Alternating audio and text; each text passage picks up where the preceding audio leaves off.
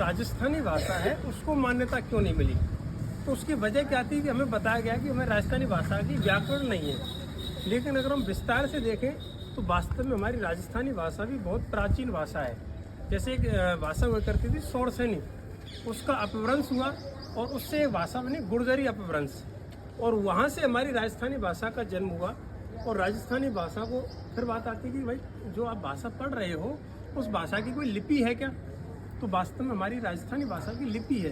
पहले आपने देखा होगा जो पैसे वाले लोग थे, महाजन लोग थे, जो बनिया वाटी का लोग थे, जो उधार लोगों को पैसा देते थे, आप देखते तो होंगे उनकी कभी लिपि देखना।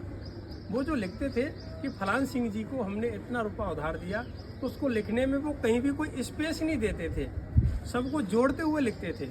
और इस प्रकार से जो भाषा लिखी जाती है उसको हम बोलते हैं महाजनी लिपि। महाजनी लिपि या फिर बनियावटी लिपि, और इसका दूसरा नाम भी हमारे राजस्थानी में मूड़िया लिपि। तो इस प्रकार से लगातार संघर्ष भी चल रहा है। अब कुछ लोग इसका विरोध भी कर दें, वो विरोध इसलिए कर दें क्योंकि जैसे अगर हम हमारे क्षेत्र में देखें यहाँ राजस्थानी भाषा नहीं बोली जाती है, लेकिन वहीं अगर हम पश्चिमी राजस्थान में चले जाएँ तो वहाँ हमें पता चलेगा राजस्थानी भाषा बड़े लेवल पर बोली जाती है। और राजस्थानी भाषा की जो माँ है, एक तरह से हम कहना चाहिए जो सर्वाधिक क्षेत्र में बोली जा रही है, सर्वाधिक लोगों के द्वारा बोली जा रही है, कौन सी भाषा? मारवाड़ी। मारवाड़ी को हम किस नाम से जान रहे हैं? राजस्थानी भाषा के नाम से। बाकी इसके और भी कुछ अंग हैं, जैसे मारवाड़ी हो गया, मेवाड़ी हो गया, ढूंढाड़ी, हाड़ौती, मेवाती, इस प्रकार की इसकी कुछ और भाषाएं भी हैं। तो अब हम बात करते हैं ग्रीष्मकालीन भारतीय शिविर में हमने क्या देख लिया, हमारे भारतीय संविधान में कितनी भाषाएं हो गई? 22 भाषाएं। कितने अमेंडमेंट हुए हमने 22 भाषाओं को करने के लिए? 3 अमेंडमेंट हो गए।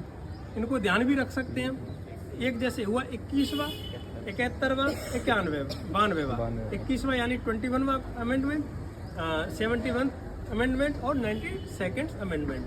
71 और 21 को अगर आप प्लस कर देंगे तो कितना आ जाएगा? 92। तो तीनों आपको ध्यान रह जाएंगे। जब हमारा भारतीय संविधान इंडियन कॉन्स्टिट्यूशन लागू हुआ था, वो डेट क्या थी? 26 नवंबर 1949। हमने 14 भारतीय भाषाओं को उसमें शामिल किया। हमें कमी महसूस हुई है, 21वां अमेंडमेंट किया और हमने क्या कर दिया? सिंधी भाषा को उसमें शामिल कर लिया। 71 में किया, 3 और भाषाओं को उसमें शामिल कर लिया। अभी मैंने आपको बताया कोंकणी, नेपाली, मणिपुरी। फिर 92 का हुआ, हमने और 4 भारतीय भाषाओं को शामिल कर लिया। अब इन भारतीय भाषाओं को शामिल करने का फायदा क्या है? आप देखते होंगे यूपीएससी में परीक्षाएं होती हैं, सिविल सर्विसेज होती हैं, ठीक? उन सिविल सर्विसेज में हमें एक लैंग्वेज चुनने की आज़ादी होती है। जैसे आपको हिंदी और इंग्लिश तो कंपलसरी है ही, ये तो आपको वहाँ कम से कम आपको पास करना ही होगा, हिंदी और इंग्लिश को। लेकिन आप देखते हैं इनके अलावा आप एक सब्जेक्ट वहाँ पे चूज करते हैं। जैसे आप साइंस के हो तो आपने बायो को चूज कर लिया, आप मैथ्स के हो मैथ को कर लिया, कोई आर्ट साइड से ह्यूमैनिटी सब्जेक्ट से तो आप किसी ने क्या किया? पॉलिटिकल साइंस कर लिया, किसी ने हिस्ट्री को कर लिया, किसी ने इकोनॉमिक्स को कर लिया।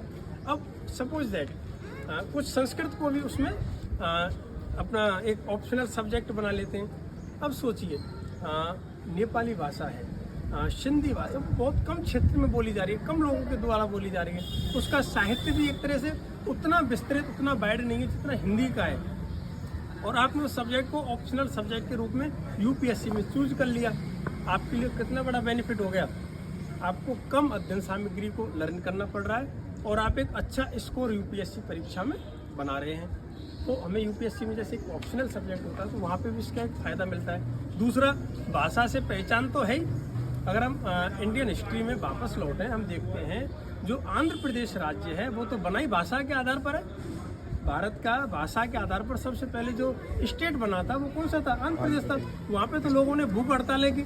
श्री रामालू पोट्टू स्वामी, वो तो क्या बेचारे भूख हड़ताल करके 62 करीब 67 दिन की उनकी भूख हड़ताल थी। उस भूख हड़ताल में मरी गए। और जब उनकी भूख हड़ताल में मृत्यु हो गई तो एक आंदोलन बड़े स्तर पे हुआ। और उसके बाद हमने क्या किया? भाषा के आधार पर आंध्र प्रदेश को एक राज्य बना दिया। अब आप देखेंगे गुजरात और महाराष्ट्र पहले 2 स्टेट नहीं थे, एक ही स्टेट था, बॉम्बे स्टेट। फिर हमने क्या किया? बॉम्बे में 2 भाषा के लोग थे। कुछ ऐसे क्षेत्र थे जहाँ केवल गुजराती भाषा बोली जाती थी, कुछ ऐसे क्षेत्र थे जहाँ मराठी भाषा बोली जाती थी। फिर हमने क्या किया? बम्बई राष्ट्र जो प्रांत था उसके 2 हिस्से कर दिए, एक को गुजरात बनाया, एक को महाराष्ट्र बनाया। जो मराठी भाषी लोग थे अब वो कौन सी भाषा बोल रहे हैं? मराठी बोल रहे हैं महाराष्ट्र वाले, और गुजरात वाले कौन सी भाषा बोल रहे हैं? गुजराती बोल रहे हैं। तो इस प्रकार से भाषा के आधार पर राज्यों का निर्माण भी हुआ। तो भाषा से आदमी की पहचान होती है।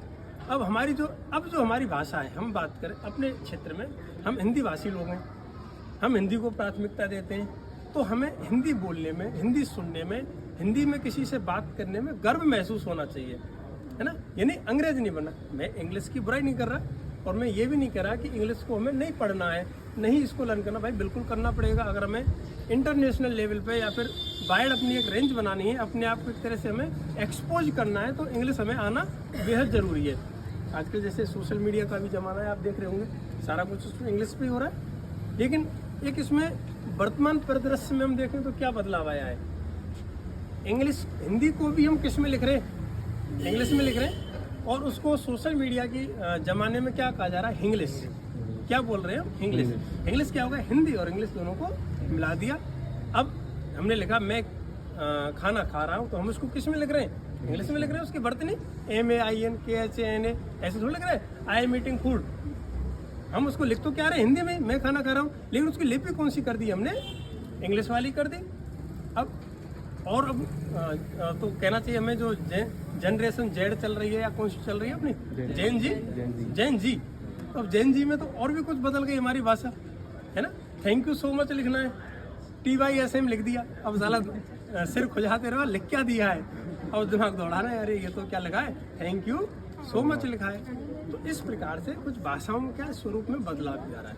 लेकिन हमारी जो भारतीय भाषाएं हैं, हमें उनकी पहचान को बनाए रखना है, बचा के रखना है। और ये कैसे पॉसिबल होगा, जब हम अपनी भाषाओं पे गर्व करेंगे।